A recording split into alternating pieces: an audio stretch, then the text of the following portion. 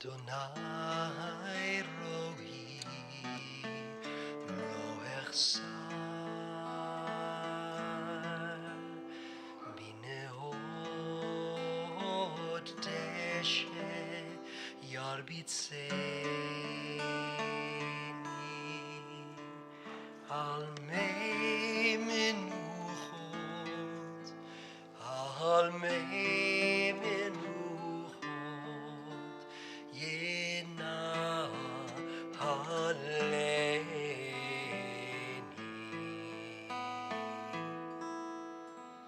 nafshi shovev yeshovev yancheni v'mag leitzedek yancheni v'mag leitzedek leman shemo gam ki ele begetz al mavet lo ira ki ata imadi shivtecha umishantecha heima yenachamuni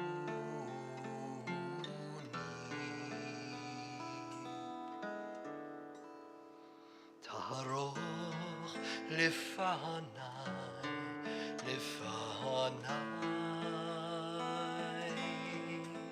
shulchan neged sorerai nishanta v'Hashem eloshi kosi revaya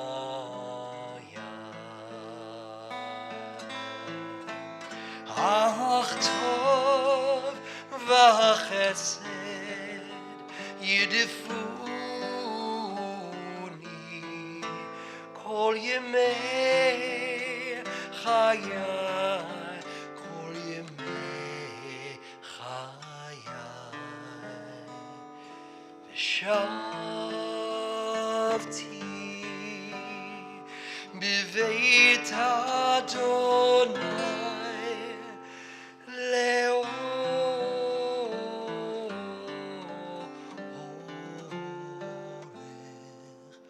yamin.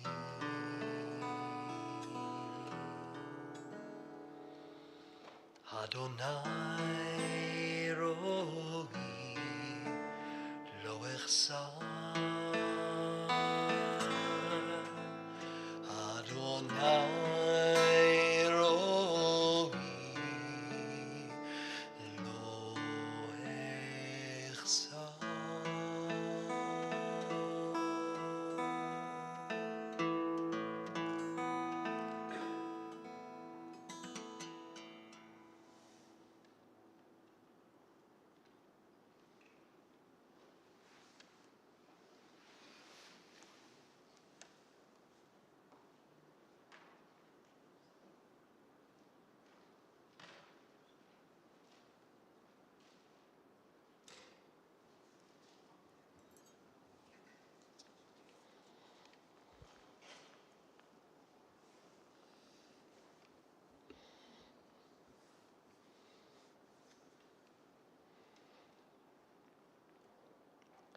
Nafla ateret roshenu.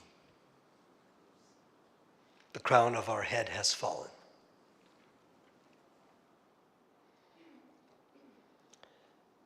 It is impossible for us to evade the collective gravity of the loss of Rabbi Sandy Ragins, who was the tether between us in this holy community for so many years.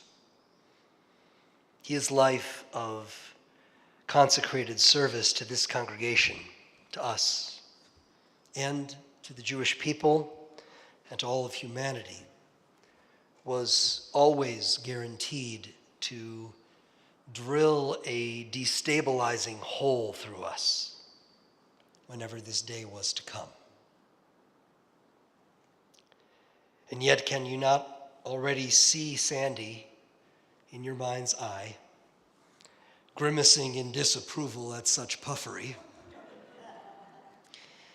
Back in 1982, Sandy wrote the following: "The rabbis were at the beginning, 2,000 years ago, and still are today, in the finest and highest sense of the term, a collection of nobodies." That is more like how he would have us say it. He was a nobody, in that he was a sacred somebody, like we all are. Our shared sacred somebody has left us, and we have come here to remember and to honor and to be less alone. We will seek comfort in the might of this gathering, and Sandy always believed and taught that this is what true might looks like. And we will linger in words of his, some of which will be familiar, others which will remind us of how he became familiar.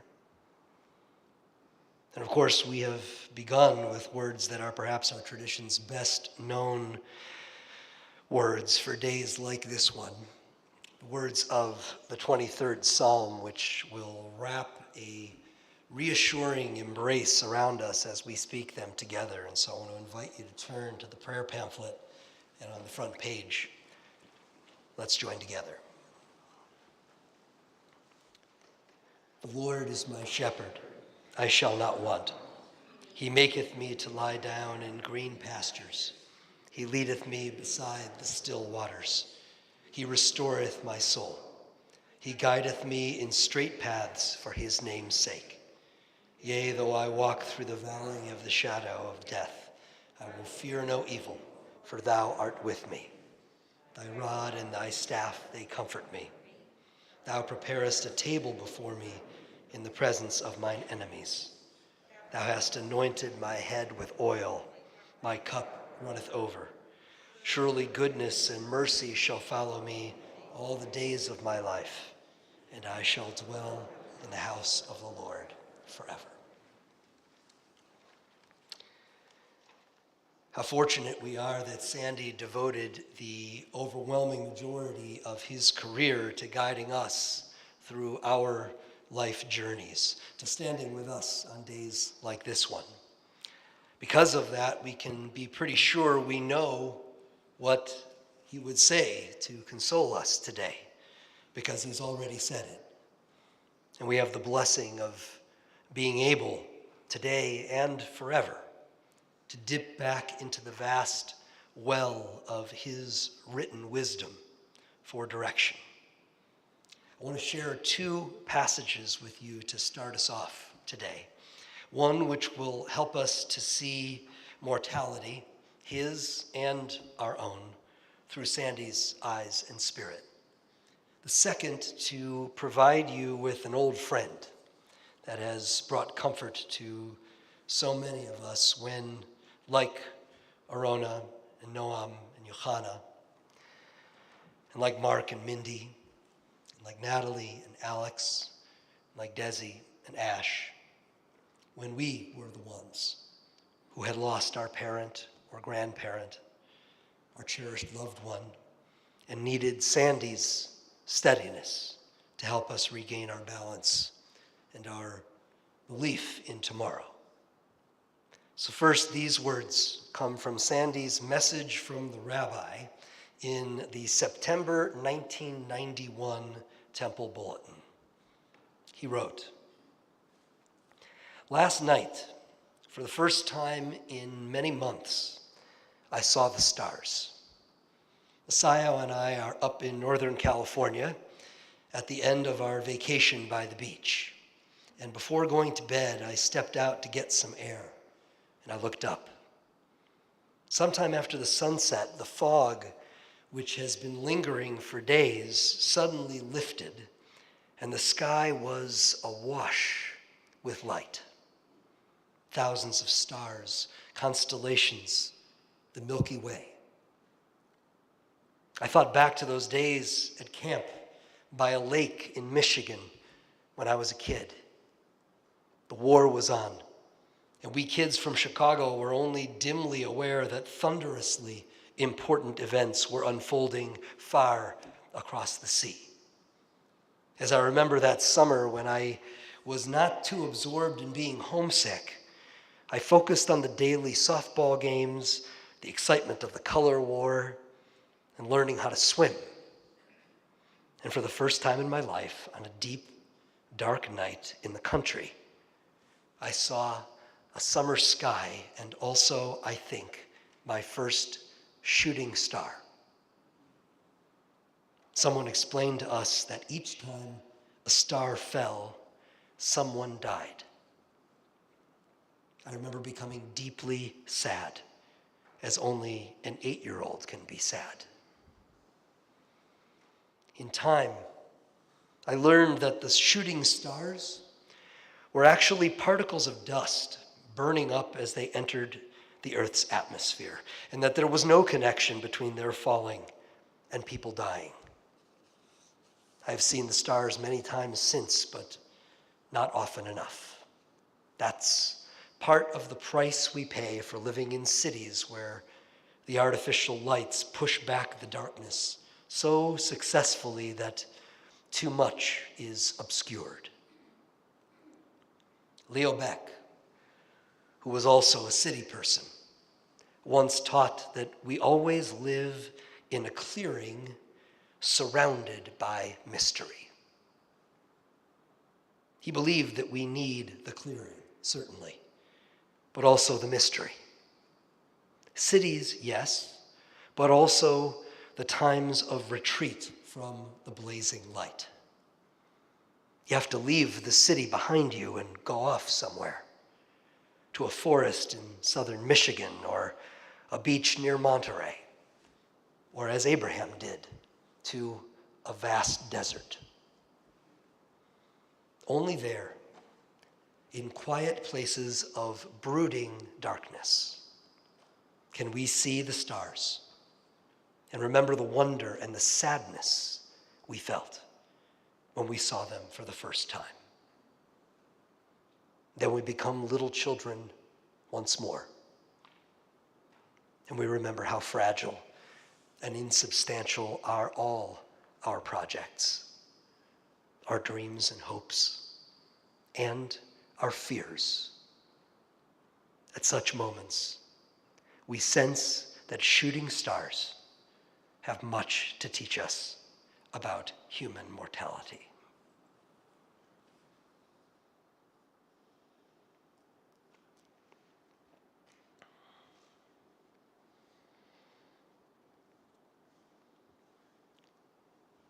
On days like this one, Sandy spoke these words for us. Today, we speak them for him. Mourning is the price we must pay for having the courage to love others. Even in grief, we know that the wonder of human life is too complex and too magnificent to be memorialized in endless pain. The gifts of spirit that our loved ones gave us cannot be measured or weighed, nor can they be lost or even tarnished by time. Even in our darkest hours, we know that some of their light and their warmth will always be with us, bringing comfort and courage, and in the fullness of time, healing and peace. Even in our darkest hour, we know that some of his light and his warmth will always be with us, bringing comfort and courage, and in the fullness of time, healing and peace.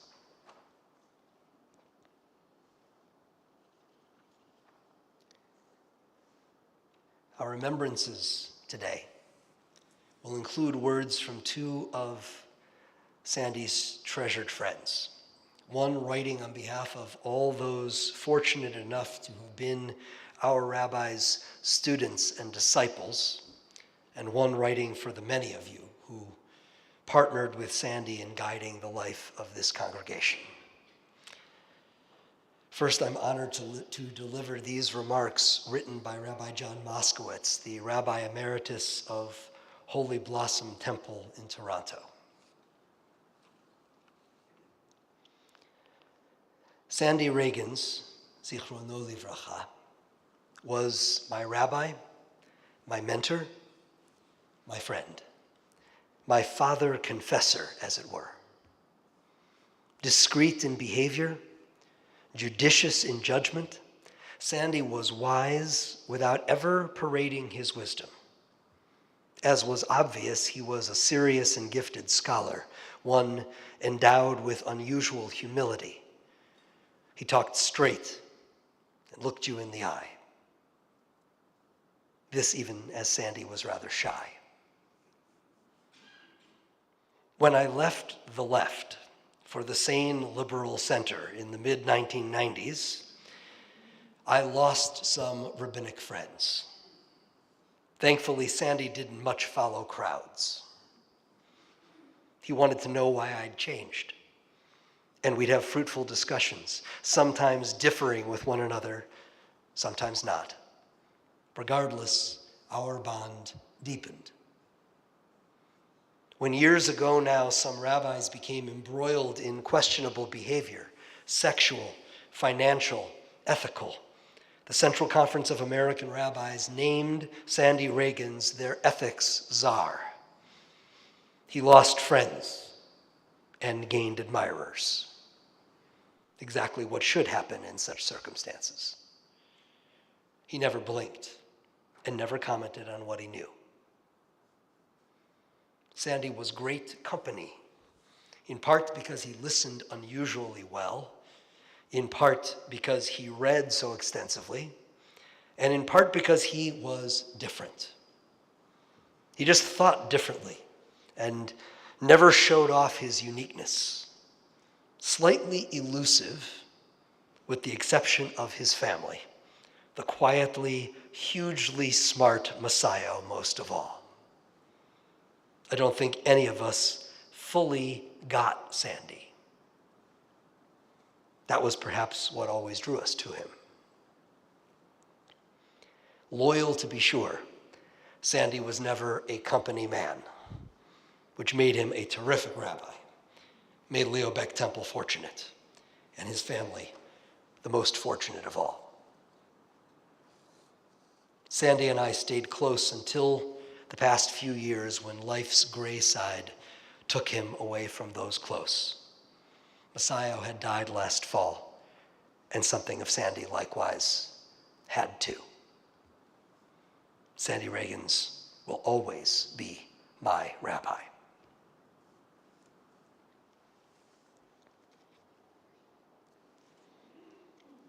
These words were written by Sandy's lifelong friend, the president of Leo Baeck Temple from 1994 to 1997, Brian Rose. Sandy and I knew each other almost our entire lives. We met as 12-year-old boys when my family moved from New York to the neighborhood Sandy lived in Beverly Hills. We were at Beverly High together and at UCLA, and much later after retirement, we continued our friendship, sometimes taking bike rides from Sandy's house to the beach. We also enjoyed the same book club for many years. Messiah was a good listener, like Sandy, but when she spoke, it was always to make some very good point. I was so fortunate that when I became active in leadership at LBT, it was Sandy who was the senior rabbi. And I started to enjoy and learn from him in that role. My first experience on the board was that there was an established tradition of listening to one another. Sandy's style was to be very quiet at the meetings, to let us find our way on our decisions, and only to add when he thought we had not considered something important. When I became president, I tried to do the same as he, to be a good listener. Sandy and I took a trip back east to interview young rabbis. Sandy was good at asking questions that made the candidates think very deeply about the role of a rabbi, such as, what would you do if a young member came to you and said, I am pregnant, I am going to an abortion clinic this afternoon, I cannot tell my parents. Will you come with me? Be my friend. Hold my hand.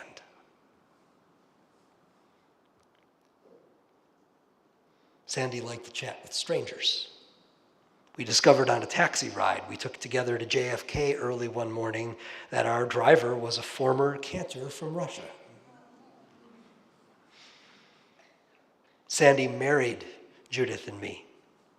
In our preparation meeting, he listened carefully to our plans. He always had some suggestions in his desk drawer available to younger couples that might want them.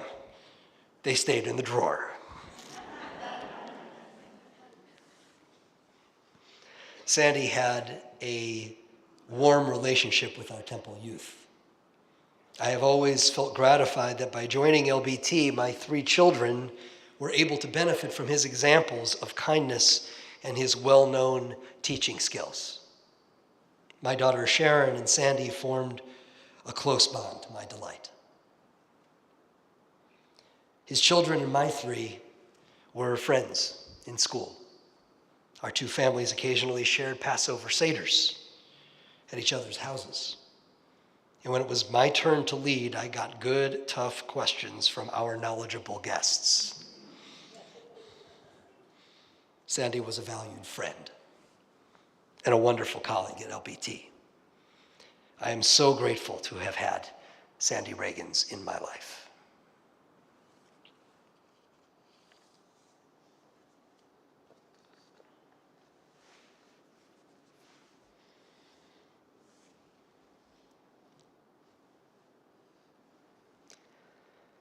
On June 4th, 1988, Rabbi Sandy Ragins published his observations about the spectacular downfall of televangelist Jimmy Swaggart in the Los Angeles Times. His article, entitled, When Stones Break, the Flaws in Clergymen Are Within Us All, displayed Sandy's characteristic moral contrarianism, his determination to resist the rush of the judgmental crowd, to look for deeper lessons in Swaggart's humiliation. There weren't too many people back then who were willing to admit that there was a little bit of Swaggart in all of us. But that's exactly what Sandy wanted to teach. He saw something unseemly about the scorn heaped upon Swaggart, even though he so obviously deserved it. One would have hoped that there might be a little less arrogance in the condemnations of his arrogance, our temple's rabbi wrote, and perhaps not quite so much self-righteousness in the judgment of his self-righteousness. In short, a bit more humility would have been in order. Why was Sandy calling for humility while the rest of the world was licking its lips at the deliciousness of Jimmy Swaggart getting his? Sandy answered that question too in the Times, with words written by Israeli poet Dalia Ravakovich. Even rocks crack, I tell you, and not because of age, For years, they lie on their backs in the heat and the cold. Whoever is going to shatter them hasn't come yet. And so the moss flourishes. The seaweed swirls. The sea pushes through and rolls back, and it seems they are motionless. Till a little seal comes to rub against the rocks, comes and goes away. And suddenly, the stone is split. Wrote Sandy, people break. All people. Often by surprise. The cracks in our being are carefully hidden most of the time, and we ourselves are often insensitive and do not know or will not confess that they are there. It seems almost peaceful, so long as we don't move and our cracks stay hidden. So our pride grows, until one day, without warning or invitation, a little seal rubs against us, and we split. We break by surprise. All of us. That is what we need to learn from Swaggart. It was a brave, wise lesson for a famously principled clergy person to offer about the most famously unprincipled one. But this was 1988, and so the members of Leo Baeck Temple had already gotten used to this sort of thing from their rabbi. He knew that there was nothing that could immunize even the most vaunted of human beings against the ordinary cracks that break us. He certainly knew that being a clergy person offered no such immunity, and said so often. No stature or wealth or accomplishment or even moral renown provided protection. We all have cracks. He had cracks. He was always brave enough to say. Of course, our cracks don't only let the darkness in us seep out. The very final words that Sandy preached on his last High Holy Days as our temple's senior rabbi were written by the great Leonard Cohen. There are cracks. There are cracks in everything. That's how the light gets in. About this, Sandy explained that as humans, we are called to look for the light and the joy, the humor and the irony, which shine through the cracks in our lives. He urged us to be resolute in welcoming meaning and memory into our cracked, unspackled lives. And so today is for remembering Sandy with rigid honesty, cracks and all, light seeping in and dark seeping out, because we know that he would not have it any other way. I always remember one of his favorite things to say in a eulogy about someone he really respected was that they were no phony baloney. You remember hearing that one? When you got a compliment from Sandy, you knew you could trust it, for idle praise was not his thing. And when it came time to tell you something that might be hard to hear, Sandy was among the very few who would not shrink from the task. Even if it was a fellow rabbi he had to suspend from service as the chair of the Reform Rabbinate's Ethics Committee. Could there have been a rabbi more worthy of the honor and the gravity of that role? The one rabbi who was unfailingly honest about the cracks in us all would lead the way in ensuring accountability. Truth. So there is no shame. There is, in fact, honor in acknowledging that Sandy was himself a sometimes tempestuous mixture of light and dark, moving through the cracks in his vulnerable human soul. He wrote about this literally all the time. And because he was such a deep-feeling person, you couldn't miss it when you were around him. You could feel his joy, his pride, his love, his gentle concern, and his pain, his anger, his disillusionment. Feeling and wearing it all came with a cost, of course. But to not do so would have carried the greatest cost. This is what he spent his life teaching us. On his final Erev Rosh Hashanah as LBT's senior rabbi, he pointed out that his mentor, Leonard, had taught him a long time ago that every rabbi has only one sermon. The rabbi who does not have one is in big trouble. And truth be told, he or she gives that same sermon over and over again, hopefully with some variations. Those are Sandy's words. On that final Rosh Hashanah Eve, he asked rhetorically, "What can I say to you that you have not heard before?" He chose to bundle up all the variations of his one sermon by speaking about the grandeur and the profound challenge of love. Why is love so difficult? Wrote Sandy.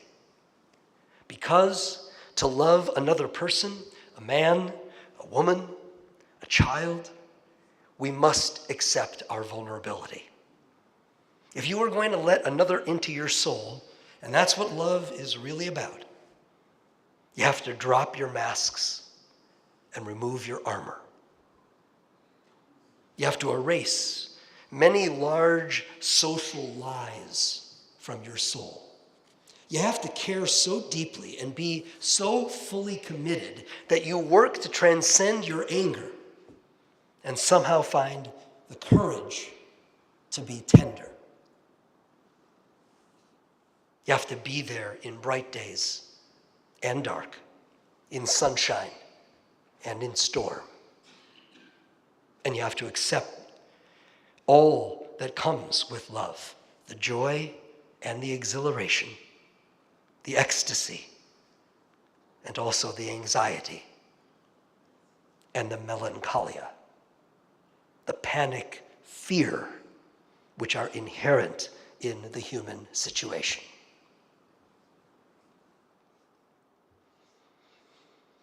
How soul-opening is it to hear him speak to us like that again?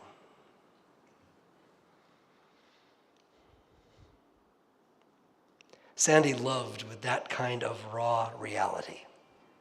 We here at the temple got to experience some of it, but the very broadest of it was reserved for those who resided inside the center circle that he so appreciated this community respecting as largely private. His precious Messiah, his rock, with whom he shared 61 beautiful years of marriage, which began the day after he was ordained as a rabbi. And with the family they built together, Arona and Mark, Natalie and Alex, Noam and Mindy, Desi and Ash, and Yochana. Today they have all graciously allowed us a glimpse inside the preciousness of what they shared by relaying memories to me that I can relay to you. For as Noam put it, at the temple, he was the rabbi. At home, he was dad. And who was dad?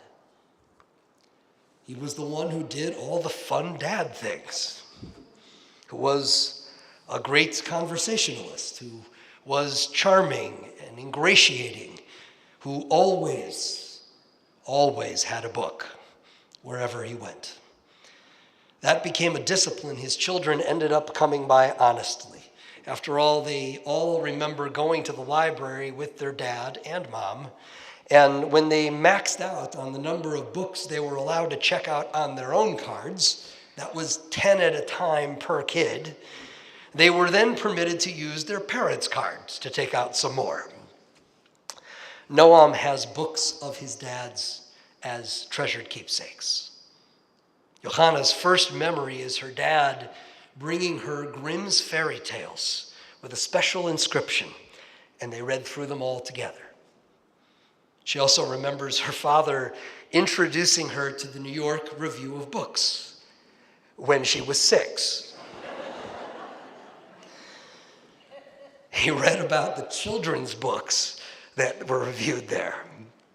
Arona remembers how it was more than just the stories that he read to them. He also loved telling stories to them at bedtime. And so his love of language, of words, was omnipresent. They remember being curious about a word and their father helping them to look it up in the dictionary, although he was himself a walking dictionary, as they recall. He was also a walking Thomas guide, apparently, and the one who taught all three of them in succession how to drive. Where? In the LBT parking lot, where all of our kids learned how to drive. Arona and Noam and Johanna remember their dad modeling that if you didn't know something, it was okay to ask. Good to ask, in fact. Asking questions is what wise people know to do. But sometimes they didn't have to ask. It was just what they observed in their dad that provided the wisdom. Each of Sandy's children so admire their father's capacity to resist judgmentalism. When Noam dropped out of college for a year, his father supported his choice, hard as it may have been for him. When he fell in love with Mindy, his father taught him that conversion is not something that you ask someone you love to do. Arona and Johanna both made their own way when it came to deciding how their Jewish identities, their Jewish values would figure in their lives. They knew their dad respected their autonomy, and it always meant the world to them. Along the way, Sandy's children observed and admired so many of the same things that we admired in their father. They remember his pride in having been arrested for taking black men into an all-white swimming pool back when he was studying in Cincinnati. They remember his steady commitment to supporting unions and their workers, to opposing the Vietnam War side by side with their mother, to marching in Montgomery for civil rights. They remember how far ahead of his time he was in supporting the LGBTQ community. First, by providing a home right here to Beth Chaim Chadashim, the world's first ever gay and lesbian synagogue, and later with the hiring of Bridget Wynn as his rabbinic partner at Leo Baeck Temple. Now, since we have committed to no phony baloney today, it is important to acknowledge that our congregation, like the broader culture around it, did not really show its best readiness for this pioneering move in the mid-1990s. But Rabbi Ragins would be undeterred. In his message from the rabbi in the temple's May 1996 bulletin, he described how he loved William Gass's teaching about freely giving in an open life with someone you love. And then he wrote, I said these words over Arona and Mark just before their wedding 4 years ago, and I will read them to Noam and Mindy under the chuppah this summer. I will also say them over my colleague Bridget Wynn and her partner Julia at Sabbath services here at the temple 2 weeks before their wedding. So who was Dad? A man of unshakable integrity, even when it was hard, especially when it was hard. And who was Zadie? He was the one who delivered the benedictions at Desi and Ash's B'nai Mitzvah services, who worked with Desi in studying and preparing for Bar Mitzvah Day, who Natalie remembers always taking her out for a meal or for treats, who Alex remembers always answering his questions with bigger questions, causing him to think more. He was the dad and the Zadie who was vulnerable enough to love, courageous enough to be tender. And yes, his loved ones got to see not only the bright days, but the dark. Not only the sunshine, but the storm. Not only the joy and the exhilaration, but also the anxiety and the melancholia. From him, they got to witness the power of all that is inherent in the human situation. They always knew that their father carried a great weight of responsibility as this community's rabbi. You all knew it too. I remember early in my time at the temple, Leonard telling me that Sandy was a truly exceptional pastor, a rabbi who really felt deeply into the lives of the people he served. He treasured the honor of holding all of you like that and growing right along with you. Wrote Sandy in his final bulletin column just weeks before my arrival. You gave me the space to discover myself as a person and as a rabbi. Those two have somehow become more harmonious of late than they were when I was just beginning. It has taken a long time, but ironically, just as I am hanging it up, the robe finally fits. I am so lucky. Wise words. We will certainly remember how learned Sandy was, how he taught not only young and old at LBT, but also seminarians at Hebrew Union College and students in Germany and Japan and collegians at Occidental College. He did always have a book in his hand, but most of all, he always had those cracks in his unspackled heart.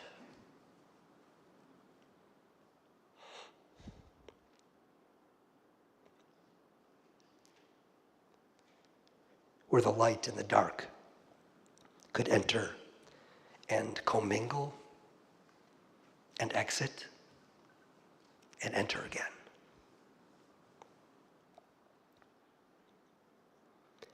To you, Sandy's loved ones, we offer our deepest sympathies, for you have lost Dad and Zadie, and the hole created by his absence will never be filled. But we also offer you our thanks for enabling us to grieve with you today, for we have lost our rabbi. And with his loss, an era in our shared life has come to a close.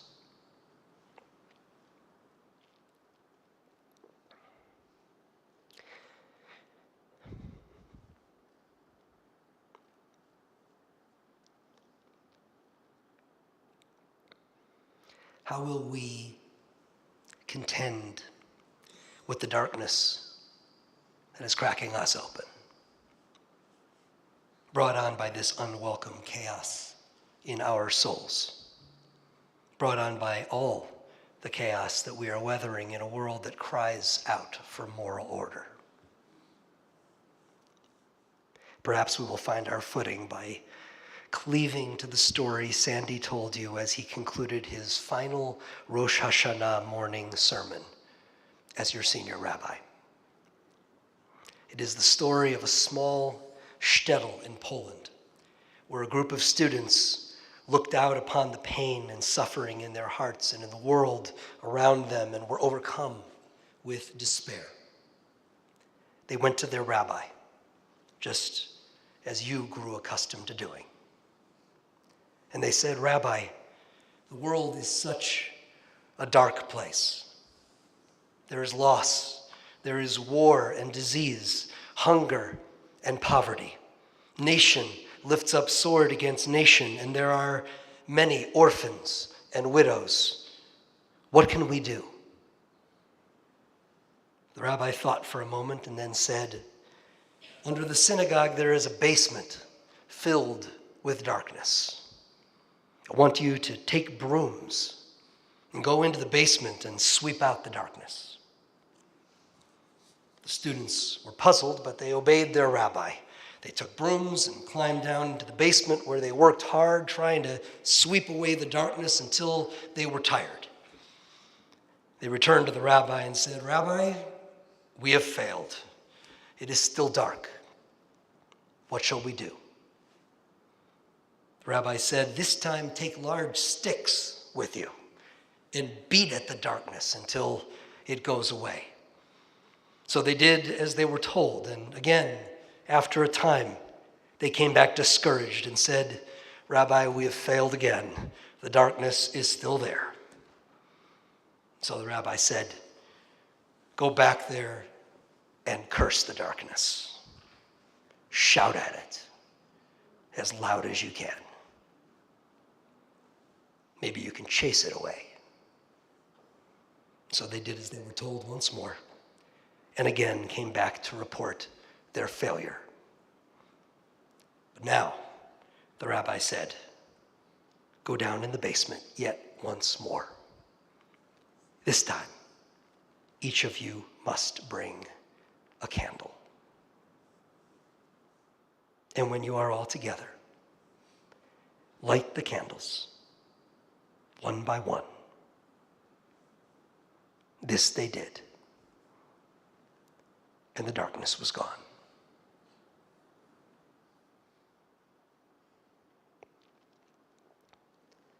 Together, let us light the candles, one by one,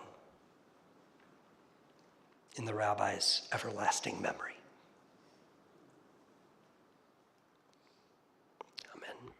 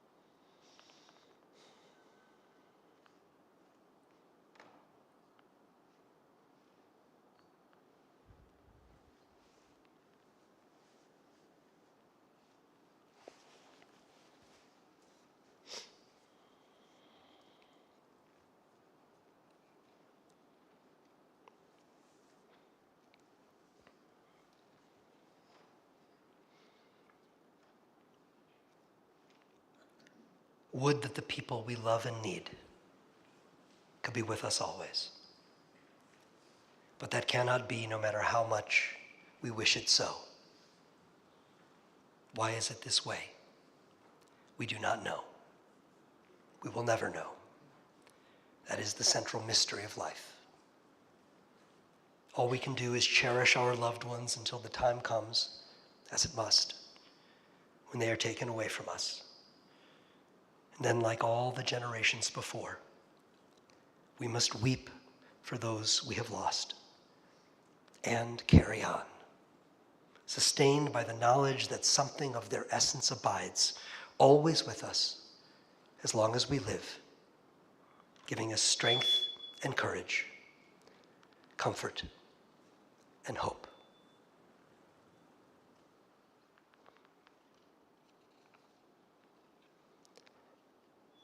I invite you to rise as you are able for the memorial prayer.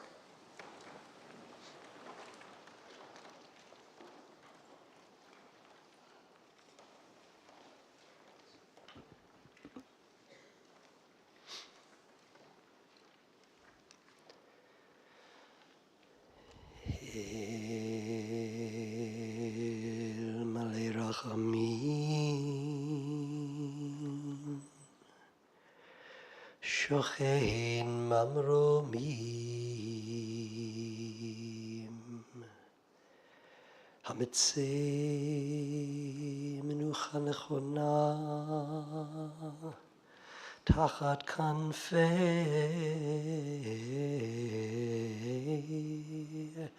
השכינה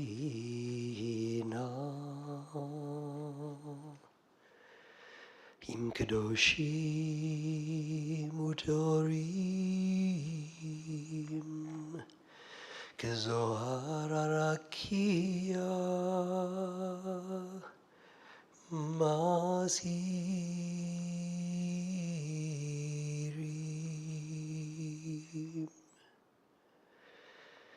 את נשמת שמואל הרב בן אהרון שהלך לעולמו בעל הרחמים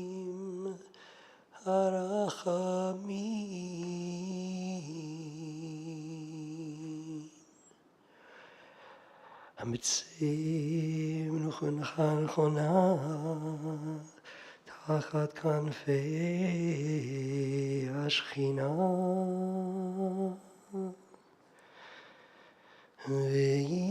ויצרור בצרור החיים את נשמתו אדוני ונחלתו וינוח בשלום על משכבו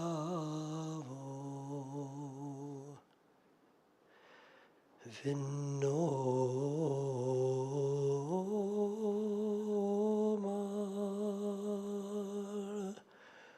אמן.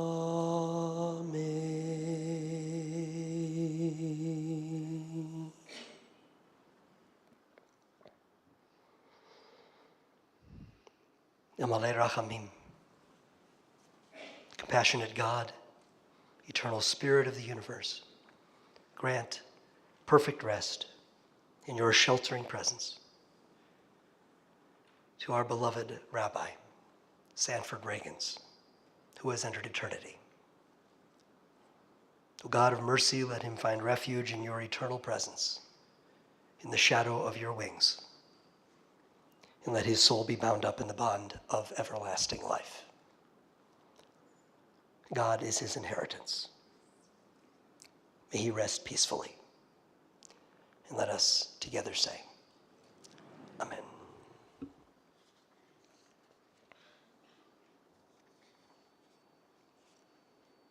The Kaddish prayer can be found in the prayer pamphlet.